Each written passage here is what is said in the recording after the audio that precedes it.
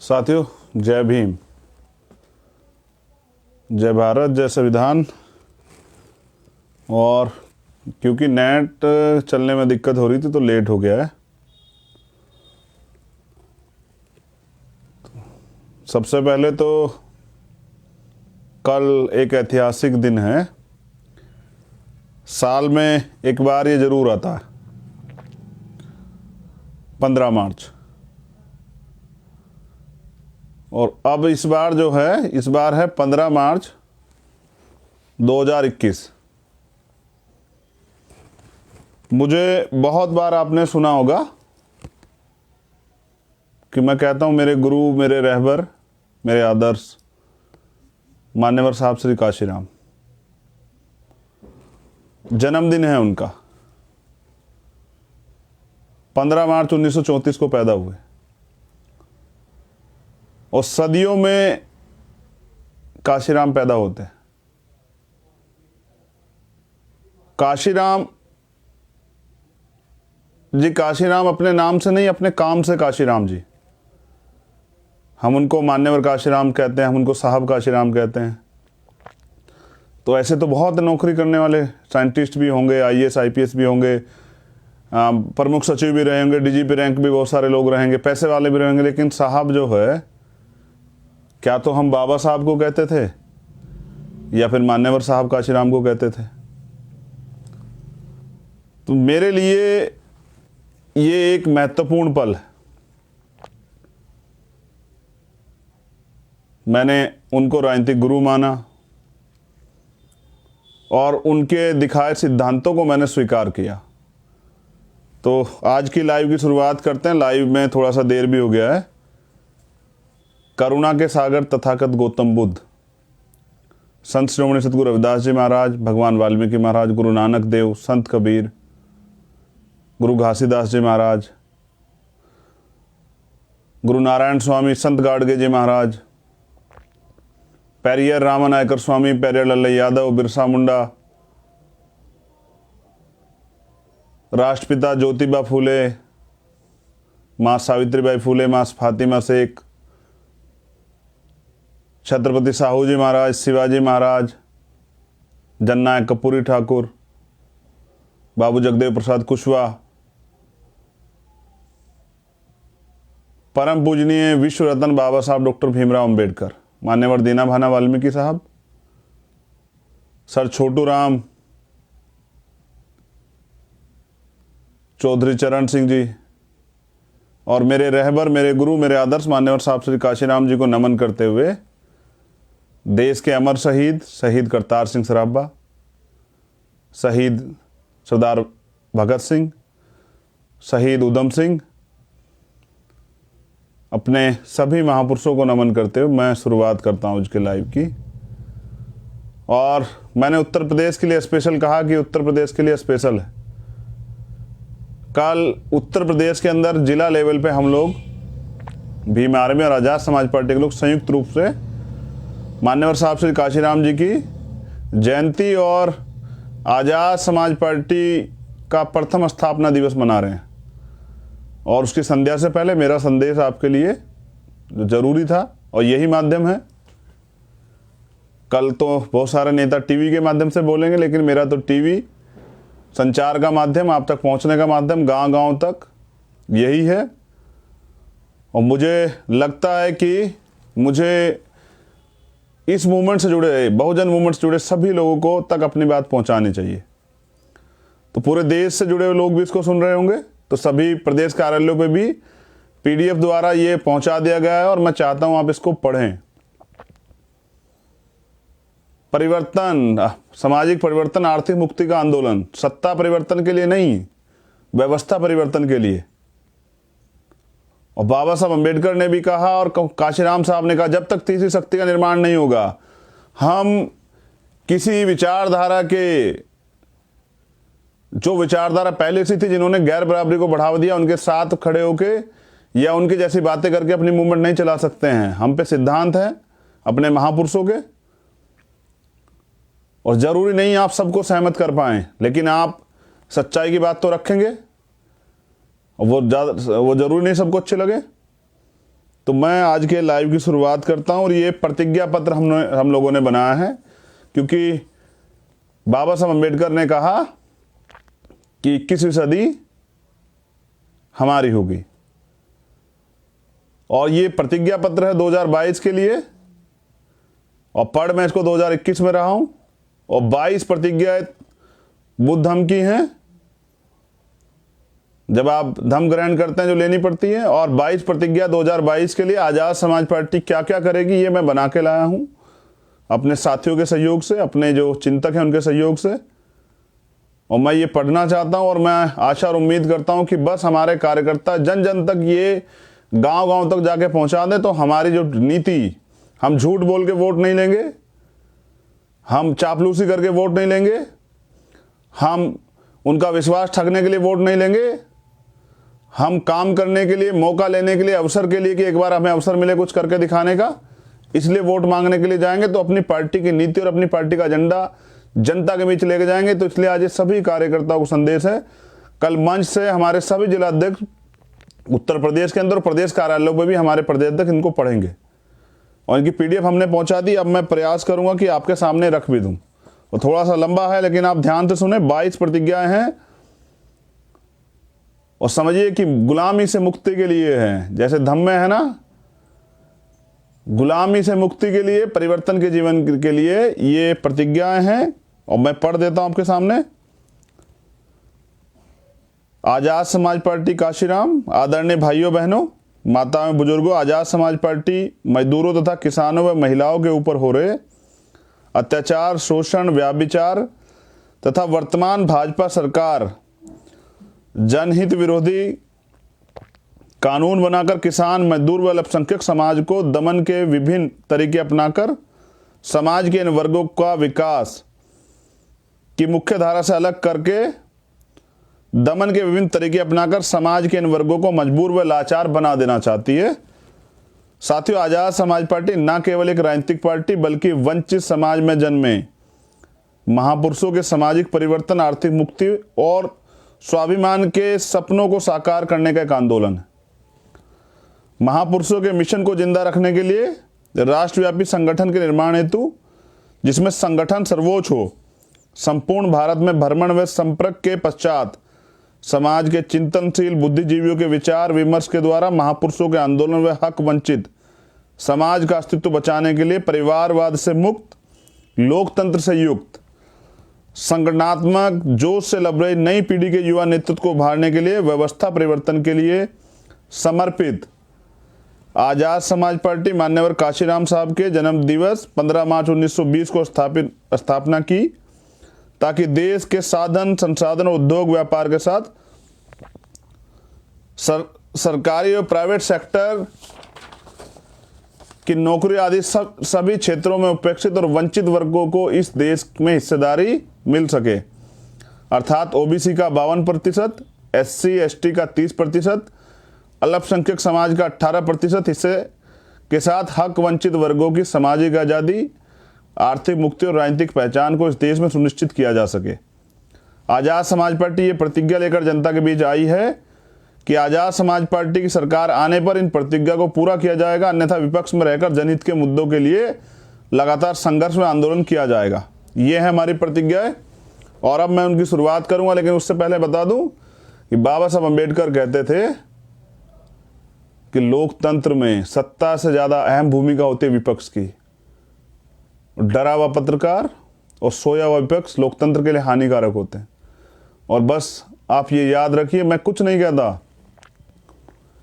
जो लोग आपसे तमाम तरह की चीज़ों पे वोट लेते हैं और कहते हैं कि नहीं हम मिशन मूवमेंट का काम कर रहे हैं, तो पूरे 5 साल जब आपके अधिकार छीनते हैं, जब आप पे अन्याय अत्याचार होता है, जब आप पे जुर्म जाती होती है, जब आपकी खाल उधेड़ी जाती है, जब आपके साथ मॉब लिंचिंग होती है, जब जाति धर्म के नाम पे हत्याएं होती हैं, गाय के नाम पे हत्याएं होती हैं, जब आरक्षण पे हमला होता है, जब SC ST एक्ट पे हमला होता है, जब रोज बहन बेटियों के साथ दुराचार, व्याभिचार, अत्याचार, शोषण, हत्याएं होती हैं, कौन होता है वो जो आपकी लड़ाई लड़ता है?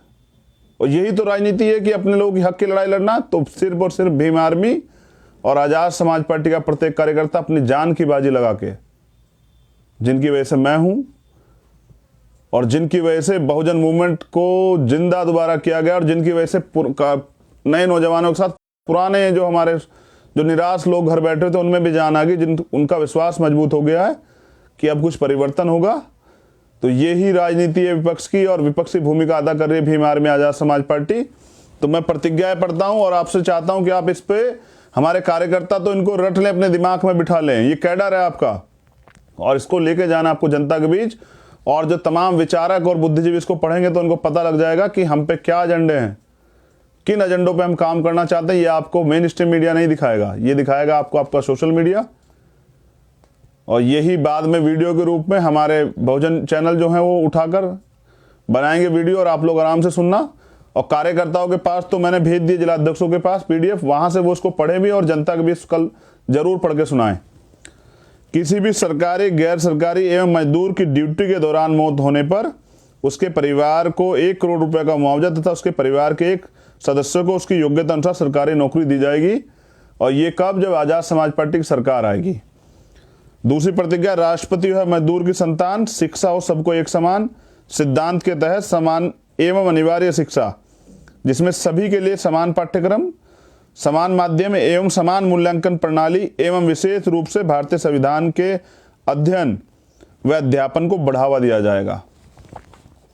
प्राकृतिक आपदाओं, कृषि में सूखा, बाढ़, ओलावृष्टि इत्यादि में किसानों के साथ साथ खेतों में काम करने वाले खेतियार मजदूरों को भी क्षतिपूर्ति मुआवजा दिया जाएगा। समाज के कमजोर वर्गों तथा गरीबी रेखा से नीचे जीवन व्यतीत करने वाले परिवारों को मासिक 200 यूनिट बिजली, मुफ्त बिजली व फ्री चिकित्सा बीमा के साथ समाज के कमजोर वर्गों को रोटी, कपड़ा और मकान की समुचित व्यवस्था के लिए हम प्रतिबद्ध। प्रदेश में हर गरीब परिवार की लड़कियों को 12वीं तक मुफ्त शिक्षा, वजीफा तथा स्कूल कॉलेज तक आने जाने के लिए फ्री बस सेवा। जिन ग्रामीण इलाकों में, कस्बों में बस सेवा नहीं है, वहां स्कूल जाने वाली बच्चों के लिए मुफ्त साइकिल उपलब्ध कराने का काम करेंगे। और माइनर गर्ल एजुकेशन, छोटी बच्चों के लिए पढ़ाई की विशेष व्यवस्था करेंगे कि वो पढ़ें और अपने जीवन में को संपूर्ण करें, आगे बढ़ाएं अपने जीवन को, देश की तरक्की में अपनी भागीदारी करें महिलाएं और हमारी बहनें। कच्ची पक्की कॉलोनियां व ग्रामीण क्षेत्र के विकास के लिए सड़क, नाली, पानी व सीवर विकसित कर स्वच्छ व सुंदर वातावरण बनाया जाएगा। और बहुत सारे लोग तो इन्हीं की वजह से बीमार होकर मर जाते हैं। आजाद भारत के 70 साल बीत जाने पर प्रदेश में अभी भी 8-10% जनसंख्या झुग्गी झोपड़ी, फुटपाथ, रेलवे स्टेशन या फिर खुली छत के नीचे सोने के लिए मजबूर हैं। ऐसे लोगों के लिए सरकारी खर्च पर रैन बसेरा या फिर उनके लिए छोटे आवास की व्यवस्था करने का काम करेगी। मॉब लिंचिंग एक तरह की पराजित हिंसा है, उसमें शामिल अपराधियों को सख्त सजा का कानूनी प्रावधान के साथ अल्पसंख्यक समुदाय के विकास के लिए स्कूल, मदरसों का विशेष प्रावधान किया जाएगा तथा उनको चलाने के लिए NGO को ग्रांट देकर पिछड़े समुदाय को देश की मुख्य विकासधारा में शामिल करने का काम किया जाएगा।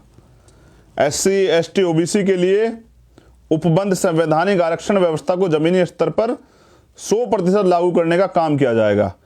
आरक्षण को संविधान की 9वीं अनुसूची में डाला जाए तथा इन वर्गों के लिए निजी क्षेत्रों में कंपलसरी रूप से आरक्षण मिले, इसके लिए कठोर कानूनी प्रावधान किए जाएंगे। और प्रमोशन में रिजर्वेशन, इसको हम लोग लागू कराएंगे SC, ST, OBC सब लोगों के लिए, क्योंकि सुप्रीम कोर्ट का एक ऑर्डर आया था कि सरकार लागू कर सकती है, सरकार दे सकती है, लेकिन कोई सरकार नहीं दे रही है, तो आपकी अपनी सरकार देगी। इसलिए हमने ये मुद्दा रखा, बहुत अहम मुद्दा है, हमारे अधिकारी कर्मचारी परेशान हैं। ASP प्रदेश में सरकारी विभाग के अंतर्गत लाखों की संख्या में पड़े खाली पदों को सीधी भर्ती के द्वारा भरने का काम करेगी, जिसमें आरक्षण को सख्ती से लागू किया जाएगा। इसके साथ साथ बेरोजगार नौजवानों के लिए लघु उद्योग चलाने के लिए सस्ती दरों पर सरकारी बैंकों द्वारा लोन उपलब्ध कराकर उद्योग धंधे शुरू कराने का काम करेगी, जिससे अगले 5 सालों में प्रदेश में कोई भी बेरोजगार नहीं रहेगा। और ये नौजवानों के लिए है जो सुसाइड कर रहे हैं, जिनके परिवार परेशान हैं, उनको सरकार नौकरी नहीं दे रही। मुख्यमंत्री तो उत्तर प्रदेश के झूठे वो कर रहे हैं, उनका तो लेखपाल भी नेपाल भाग गया है। तो इसलिए जितने भी विभाग में खाली पद पड़े हैं बैकलॉग सारा भरा जाएगा चिन्हित करके, और नए नौकरियों का सृजन भी होगा। साथ ही निजीकरण को समाप्त करने के लिए हमारी सरकार प्रत्येक विभाग का सरलीकरण, सरकारीकरण करके उसमें योग्य व देश प्रेमी लोगों की भर्ती कर सरकारी विभागों द्वारा प्रदेश के चहुमुखी विकास के लिए काम करेगी, जिससे पूंजीवादी व्यवस्था को खत्म किया जा सके। और अभी आप देख रहे हैं कितने बड़े पैमाने पर निजीकरण किया जा रहा है। ये आरक्षण को खत्म करने का एक चोर दरवाजे से काम हो रहा है। और SC ST OBC के लोगों को कौन देगा नौकरी, इतने गैर बराबरी के बावजूद जो अभी है देश में। सरकारी विभागों में लाखों की संख्या में काम कर रहे कच्चे कर्मचारियों को हमारी पार्टी की सरकार बनने के बाद उन्हें 3 महीने के अंदर अस्थायी व पक्की नौकरी देने का काम किया जाएगा। और ये मैंने वादा भी किया था गौतम बुद्ध नगर आंदोलन में कि जो जितने सफाई कर्मचारी हैं, संविदा कर्मचारी हैं, उनको पक्की और सरकारी नौकरी हम लोग देंगे। ये मैंने वादा भी किया था और मैं इस वादे पे बिल्कुल तटस्थ हूँ, प्रतिबद्ध हूँ, संकल्पित हूँ। हम महिला सुरक्षा, महिला रोजगार प्लान लाकर महिलाओं को आत्मनिर्भर और स्वावलंबी बनाने का काम करेंगे। इसके साथ ही महिलाओं के लिए 30% आरक्षण सभी विभागों में लागू किया जाएगा। इतना ही नहीं, हमारी सरकार महिलाओं पर हो रहे अत्याचार को समाप्त करने के लिए पुलिस विभाग में 30% पदों पर महिला कर्मचारी को नियुक्ति करने का काम करेगी, जिससे कि वह स्वयं तथा अन्य महिला वर्ग की सुरक्षा कर सके। और उत्तर प्रदेश का हाल देखिए, आप देश का हाल देखिए, कोई सा प्रदेश हो, राजस्थान हो, उत्तर प्रदेश हो, मध्य प्रदेश हो, बिहार हो, छत्तीसगढ़ हो, हरियाणा हो, कहाँ आप देख लीजिए, बहन बेटियां बेबस हैं, घर से बाहर नहीं निकल सकती हैं, हत्याएं हो रही हैं, रेप हो रहा है, तो सुरक्षित माहौल ही नहीं है। और ये आंच किसके घर तक आ जाएगी आपको नहीं पता। इसलिए इस पे काम करना बहुत जरूरी है। किसानों को उनकी फसलों का उचित मूल्य तथा MSP लागू करने के लिए हमारी पार्टी की सरकार प्रदेश में किसानों के विकास हेतु कानून बनाएगी तथा मौजूदा सरकार द्वारा किसान विरोधी कानून का बहिष्कार करते हुए प्रदेश में से लागू नहीं होने देगी। और किसानों की मांग, किसान आंदोलन पे 100 से ज्यादा दिन हो गए, सरकार तो नहीं सुन रही है। तो सरकार अगर आपकी होती तो सुनती।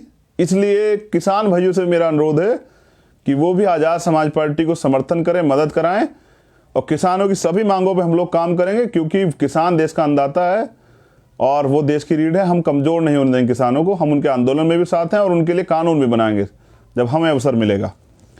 मुस्लिम समाज के लिए सच्चर कमेटी की रिपोर्ट पर तुरंत अमल होगा।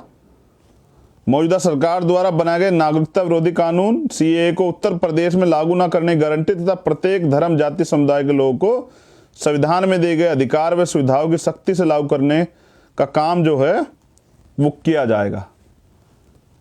और पुलिस के प्रत्येक थाने में SC ST OBC अल्पसंख्यक महिला वर्ग से एक कर्मचारी की तैनाती की जाएगी, जिससे कि पुलिस स्तर पर हो रहे जातिवाद अत्याचार को समाप्त किया जाए। देश में जो भी पार्टी अडानी अंबानी की कंपनियों का राष्ट्रीयकरण करेगी, हमारी पार्टी ऐसे राजनीतिक दल का समर्थन करेगी।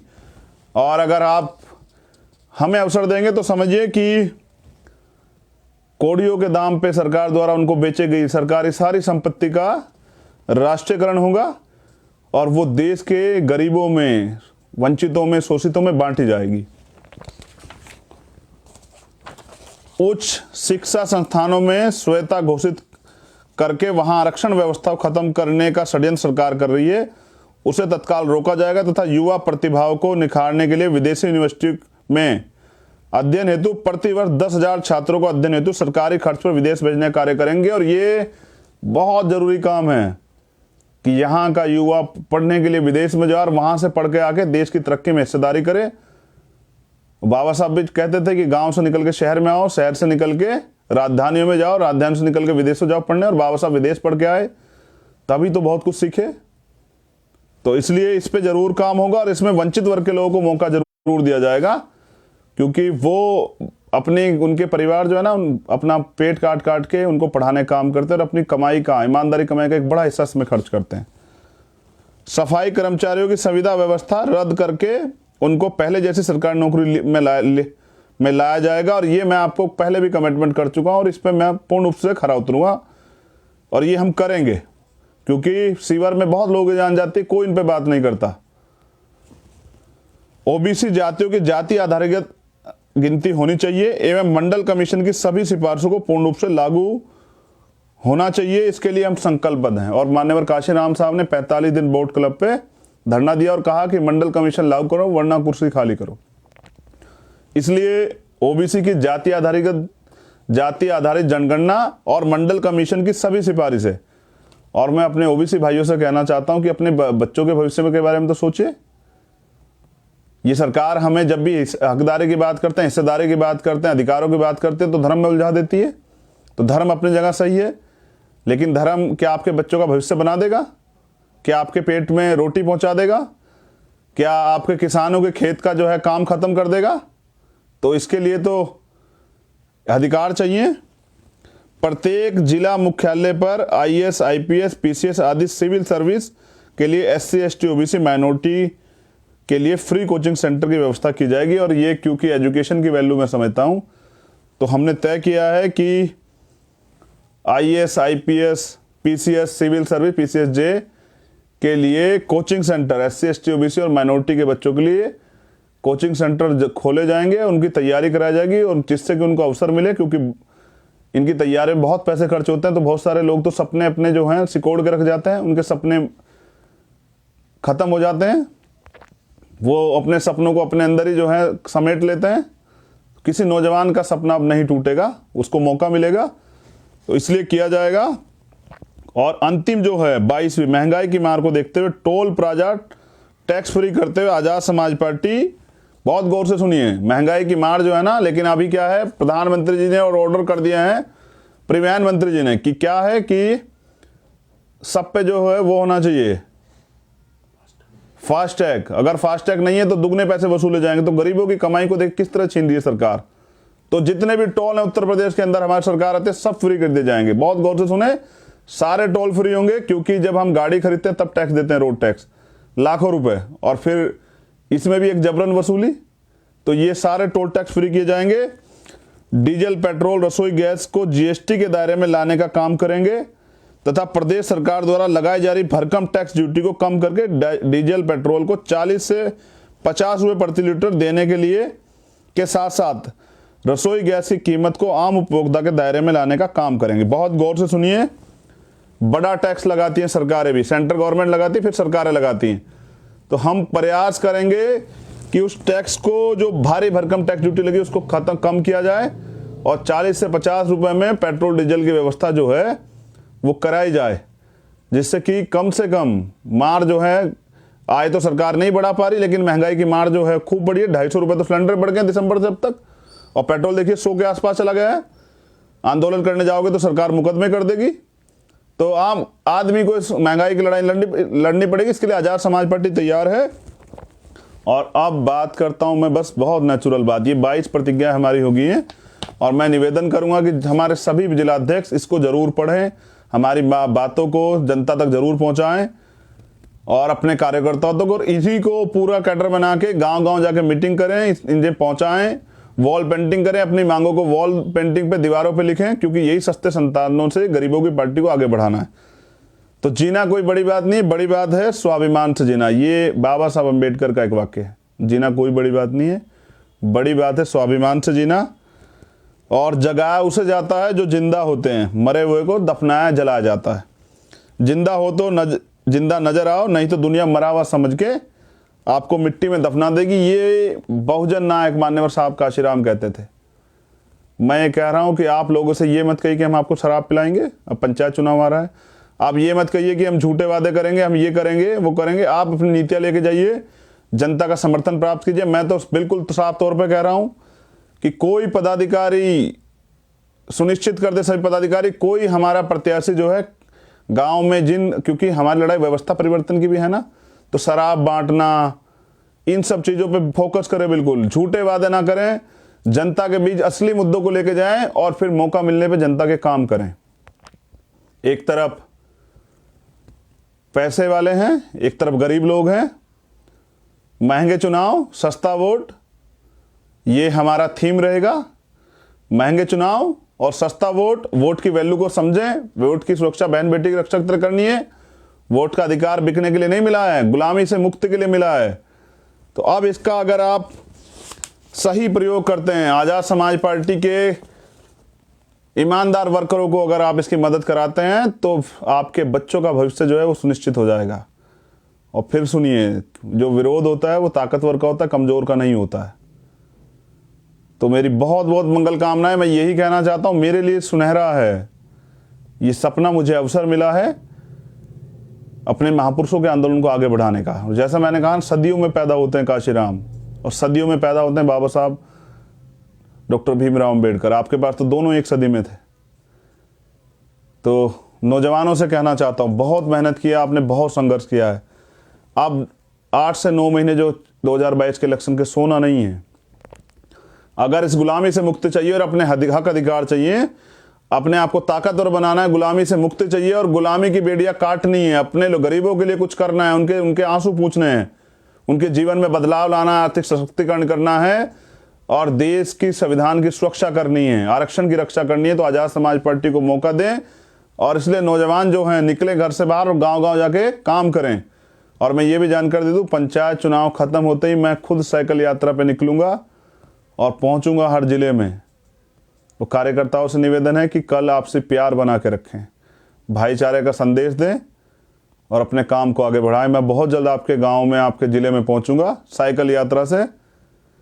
मैं इसीलिए तो हूं कि मैं अपने लहू का एक एक कतरा जो है लगा दूंगा अपने महापुरुषों के आंदोलन को आगे बढ़ाने के लिए। और वो नोट नहीं बना, याद है ना, जो आपके भाई को खरीद सके। मैं आपका नेता नहीं, मैं आपका बेटा हूँ, आपका भाई हूँ।